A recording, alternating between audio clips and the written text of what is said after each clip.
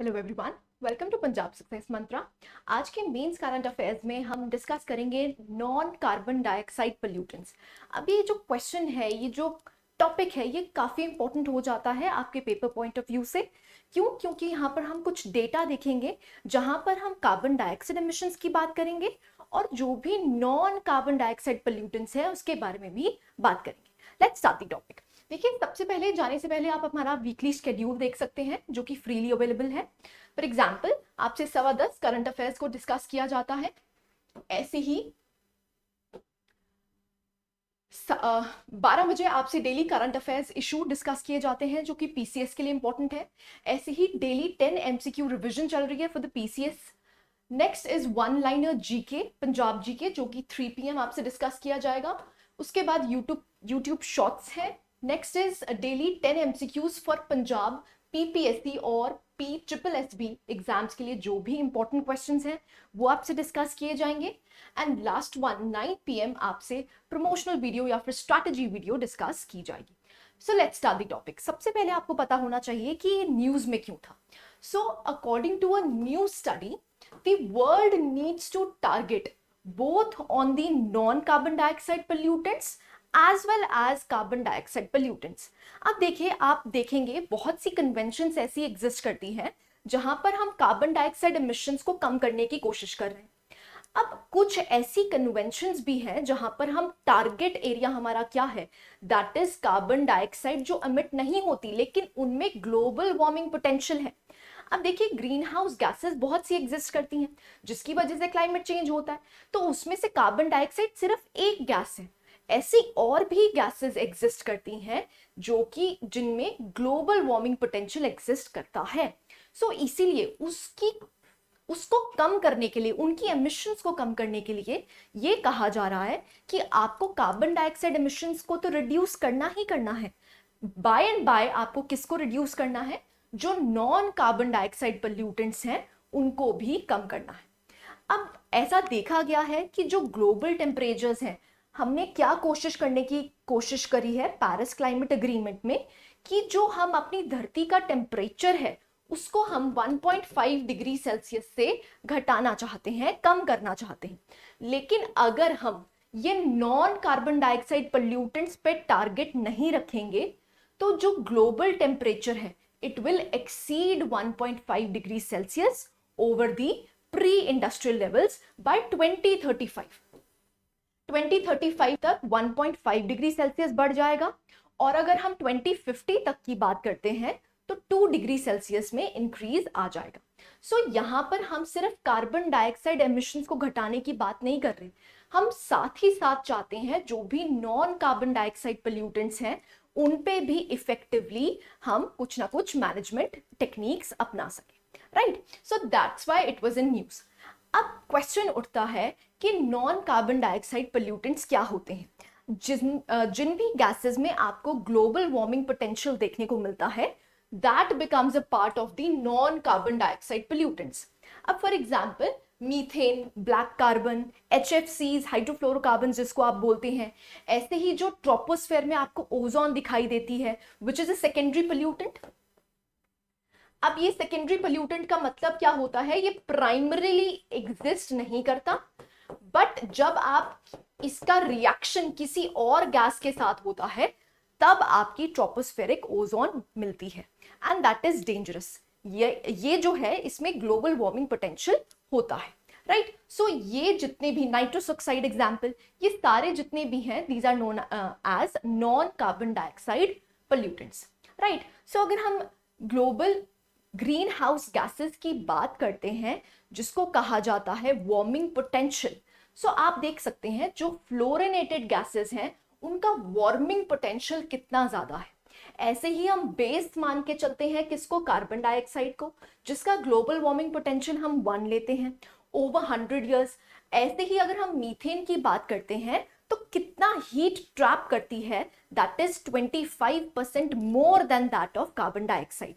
सो आप यहाँ पर डेफिनेशन देख सकते हैं, जो ग्लोबल वार्मिंग पोटेंशियल है it is known as the major of how much heat each gas traps in the atmosphere relative to carbon dioxide।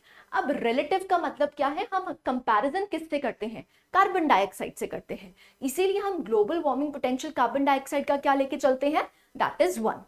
सो आप देख सकते हैं वार्मिंग पोटेंशियल कितना ज्यादा है। तो यहाँ पर सिर्फ कार्बन डाइऑक्साइड इमिशंस को कम करने की बात नहीं हो रही, साइड बाय साइड हम नॉन कार्बन डाइऑक्साइड पोल्यूटेंट्स को भी कम करने की कोशिश करेंगे, तभी हम वो जो टारगेट है हमारा 1.5 डिग्री का वो हम अचीव कर सकते हैं। राइट, आई होप यहां तक क्लैरिटी है। दो हम कार्बन डाइऑक्साइड एमिशंस काफी ज्यादा करते हैं, लेकिन ये चीजें भी काफी ज्यादा कंट्रीब्यूट करती हैं into that is global warming potential, क्योंकि हाई है इसीलिए ग्लोबल वार्मिंग में काफी ज्यादा कंट्रीब्यूट करती है। राइट, सो आप देख सकते हैं जो मीथेन है जनरली वो एक पोटेंट ग्रीन हाउस गैस है और ये कंट्रीब्यूट करती है ओजोन फॉर्मेशन में। सो जो ट्रोपोस्फेरिक ओजोन है वो भी आपको यहाँ पर बढ़ती हुई दिखेगी। राइट, ऐसी अगर हम ब्लैक कार्बन की बात करते हैं तो जो ब्लैक कार्बन है उसमें मेजर कंपोनेंट जो आपको दिखता है दैट इज पीएम 2.5 का। अब ये मेजर एयर पोल्यूटेंट है, इसीलिए हम क्या कोशिश कर रहे हैं, इसको घटाने की कोशिश कर रहे हैं। क्यों? क्योंकि ये एक पोटेंट वार्मिंग एजेंट है।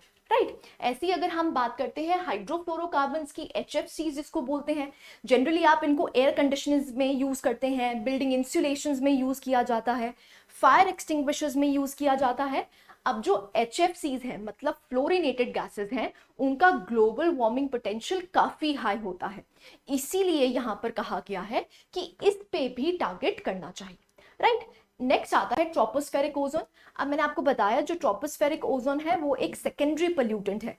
सेकेंडरी पोल्यूटेंट का मतलब क्या है, जब भी उस पे अल्ट्रावायलेट रेडिएशंस पड़ती हैं और जब वो हाइड्रोकार्बन्स रिएक्ट करते हैं विद द सनलाइट, तो यहाँ पर आपको ट्रोपोस्फेरिक ओजोन देखने को मिलता है विच इज हार्मफुल, और इसका भी ग्लोबल वार्मिंग पोटेंशियल काफी हाई है। राइट, नेक्स्ट आता है नाइट्रस ऑक्साइड। अब नाइट्रस ऑक्साइड देखिए यहाँ पर लिखा गया है इसका पोटेंशियल कितना है, it is 300 times more potent than carbon dioxide. इसका मतलब क्या है, ये इतनी जल्दी ग्लोबल वार्मिंग कर सकता है। सो यहाँ पर हम नाइट्रस सेक्टर की बात कर रहे हैं। अब जनरली जो नाइट्रस ऑक्साइड है वो कहाँ पर आपको देखने को मिलता है, इन द एग्रीकल्चरल सेक्टर।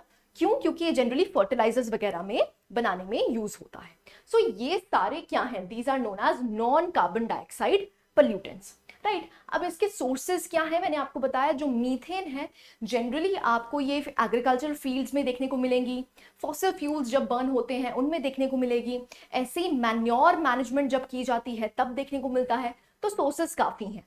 ऐसे ही जो नाइट्रस ऑक्साइड है वो भी आपको एग्रीकल्चरल एक्टिविटीज में, सॉइल मैनेजमेंट में देखने को मिलेंगी। ऐसे ही जो फ्लोरिनेटेड गैसेस हैं वो जनरली आपको इंडस्ट्रियल प्रोसेसेस में देखने को मिलते हैं, जहां पर भी गैसेस लिबरेट होती हैं। Right, so these are the sources of non carbon dioxide pollutants. I hope यहां तक क्लैरिटी है। नेक्स्ट आता है कंट्रीब्यूशन। अगर हम देखते हैं तो आईपीसीसी वर्किंग ग्रुप 1 ने कहा था कि अगर हम कार्बन डाइऑक्साइड एमिशंस को देखें और नॉन कार्बन डाइऑक्साइड एमिशंस को देखें तो इक्वली वो कंट्रीब्यूट करती हैं। फॉर एग्जांपल हम अगर कार्बन डाइऑक्साइड एमिशंस की बात करते हैं, सो हीटिंग कितनी की जाती है, that is 52 to 57%।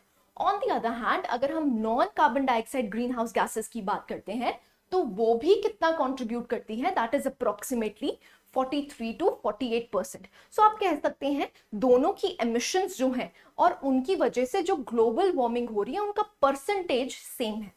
Right, so इसीलिए दोनों पे फोकस रखना इंपॉर्टेंट है। ठीक है जी, so these are the contribution. अब आईपीसीसी के बारे में बात हुई थी तो आपको आईपीसीसी के बारे में कुछ डिटेल्स पता होनी चाहिए। आईपीसीसी कब बनाया गया था, 1988 में, जो दो ऑर्गेनाइजेशन ने बनाया था। कौन कौन सी, यूएनईपी एंड WM। सो ये चीज आपको याद रखनी है।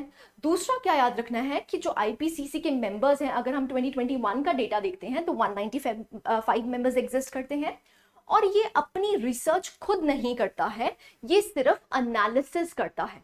रिसर्च कौन करता है, इंडिविजुअल आपकी जो भी कंट्रीज एग्जिस्ट करती हैं वो डेटा को कलेक्ट करते हैं और उसके बाद एनालाइज करते हैं। तो ये अपनी खुद की रिसर्च नहीं करता है। ठीक है जी, so these are the key points for IPCC. Next आता है कि हमने कौन से ऐसे इनिशिएटिव्स लिए हैं जहां पर हम नॉन कार्बन डाइऑक्साइड पोल्यूटेंट्स की बात कर रहे हैं।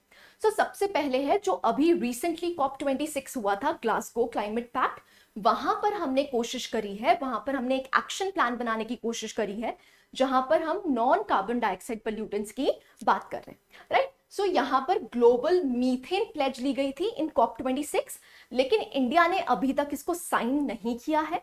जनरली यहाँ पर 100 कंट्रीज ने कमिट किया है कि वो जो मीथेन एमिशंस हैं उनको 30% तक कम करेंगे बाय 2030। अब याद क्या रखना है आपको, इंडिया ने अभी तक इसको साइन नहीं किया है, राइट। सो रिसेंटली जो हमारी COP26 हुई थी वहां पर आपको देखने को मिला था, जहां पर हमारा टारगेट एरिया क्या था, to reduce the emissions of non carbon dioxide pollutants. ठीक है जी। नेक्स्ट देखते हैं, that is Indian council for agricultural research. So ICAR जो हमारी ऑर्गेनाइजेशन है, उन्होंने भी मीथेन की रिडक्शन करने के लिए एक सप्लीमेंट बनाया है, दैट इज नोन एज हरित धारा। अब हरित धारा क्या करती है, it can cut down the cattle methane emissions by 17 to 20%। So यहाँ पर आईकार जो ऑर्गेनाइजेशन है, उन्होंने एक सप्लीमेंट बनाया है, उस सप्लीमेंट का नाम क्या रखा है, हरित धारा। वो हरित धारा करती क्या है, मीथेन रिडक्शंस में हेल्प करती है। सो यहाँ पर आप देख सकते हैं एक सप्लीमेंट है, ये बनी किससे है, it has been made from tannin rich plant based sources. So plant based sources है, यहाँ पर ट्रॉपिकल प्लांट्स वगैरह यूज करके बनाई गई है ये सप्लीमेंट, जिसकी वजह से मीथेन रिडक्शन होगी, राइट। सो एक तरह की क्या है, इट इज ऑर्गेनिक फीड कह सकते हैं आप, और यहाँ पर सप्लीमेंट दिया जाता है किनको, दी कैटल को, राइट। सो कंसर्न्स क्या है, मैंने आपको बताया। जनरली अगर हम ग्लोबल वार्मिंग पोटेंशियल देखते हैं मीथेन का, तो it is 25 times than of carbon dioxide. That is why we need to address the concern. ठीक है जी।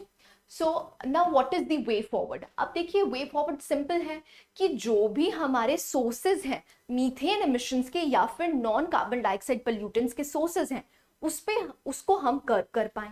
दूसरा क्या कर पाए, जो भी हमारी स्टडी है वो रेज करती है कोई और क्वेश्चंस, कुछ और क्वेश्चंस भी।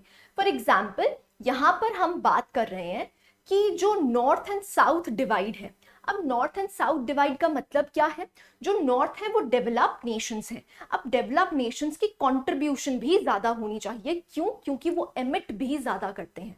सो यहाँ पर आपको एक टसल देखने को मिलती है on the global south versus the global north. So global north में आपको जो कंट्रीज देखने को मिलती हैं, दे आर वेल डेवलप्ड, सो उनकी रिस्पॉन्सिबिलिटी भी ज्यादा है। ऐसे ही जब हम ग्लोबल साउथ की बात करते हैं, they are more developing in nature. So यहाँ पर उनको टेक्निकलिटीज में हेल्प कौन कर सकता है, दी डेवलप्ड नेशंस। सो ये जो टसल है ये भी ओवर होनी चाहिए। और जब हम कार्बन डाइऑक्साइड एमिशंस को रिड्यूस करने की बात कर रहे हैं, साइड बाय साइड हमें नॉन कार्बन डाइऑक्साइड पोल्यूटेंट्स को भी रिड्यूस करने की बात करनी चाहिए, right. So this was it. आप कुछ हमारे फ्री इनिशिएटिव्स और पेड इनिशिएटिव्स देख सकते हैं। So this was the holistic coverage of the non-carbon dioxide pollutants. I hope you like the lecture. Thank you very much.